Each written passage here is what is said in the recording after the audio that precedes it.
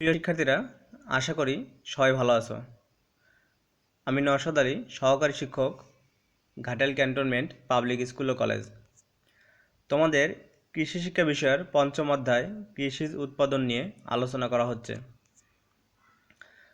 আমাদের আজকের ভিডিও ক্লাসে আলোচনা করব এই অধ্যায়ের পাঠ 13 ছাগল পালন পদ্ধতি নিয়ে। পাঠ 13 ছাগল পালন পদ্ধতি। বাংলাদেশে ছাগল অন্যতম গৃহপালিত পশু। ছাগি 7 থেকে 8 মাসের মধ্যে বাচ্চা ধারণ করার ক্ষমতা অর্জন করে। এরা একসাথে 2 থেকে 3টি বাচ্চা দেওয়ার কারণে কৃষকের নিকট খুব জনপ্রিয়।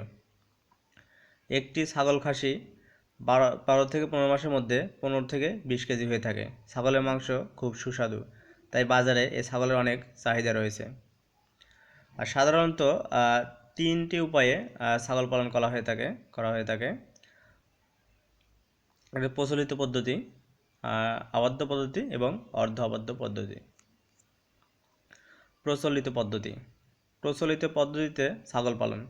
গ্রামে ছাগলকে মাঠে, বাগানে, রাস্তায় পাশে বেঁধে বা ছেড়ে দিয়ে ছাগল পালন করা হয়। সাধারণত ছাগলকে বাড়ি থেকে কোনো বাড়তি খাদ্য সরবরাহ করা হয় না।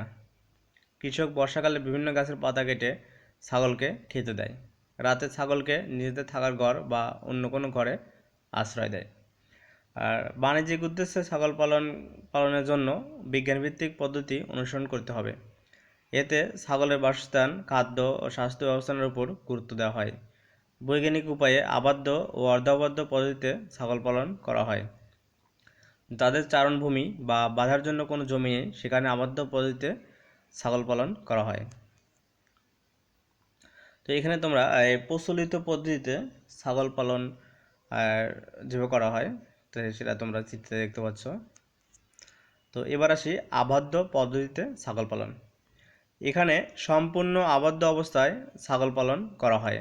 ছাগলের ঘরের উঁচু ও শুকনো জায়গা নির্বাচন করতে হয়।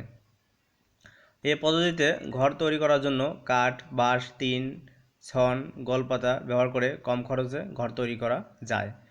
ঘর তৈরি করার সময় প্রতিটি বয়স্ক ছাগলের জন্য 1 বর্গমিটার জায়গা প্রয়োজন হবে।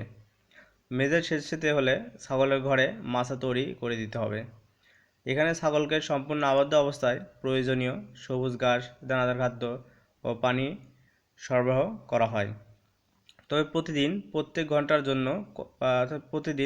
কয়েক ঘন্টার জন্য ঘরের বাইরে ঘুরিয়ে নিয়ে এলে এদের স্বাস্থ্য ভালো থাকে।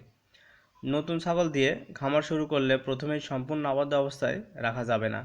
আস্তে আস্তে এদের চারণ সময় কমিয়ে আনতে হবে। নতুন পরিবেশের সাথে অভ্যস্ত হলে খাদ্য গ্রহণে আর সমস্যা দেখা দেবে না। নিচে তোমরা আবদ্ধ পদ্ধতিতে ছাগলের যে ঘর এবং খাদ্য গ্রহণ পদ্ধতি সেগুলো দেখতে পাচ্ছ। তো এখন আমরা আসি অর্ধ আবদ্ধ পদ্ধতিতে ছাগল পালন। এ পদ্ধতিতে ছাগল পালনের সময় আবদ্ধ ও সারা পদ্ধতি অনুসরণ করা হয়। খামারে আবদ্ধ অবস্থায় এদের দানাদার খাদ্য সরবরাহ করা হয় এবং মাঠে চারণের মাধ্যমে এরা সবুজ ঘাস খেয়ে থাকে।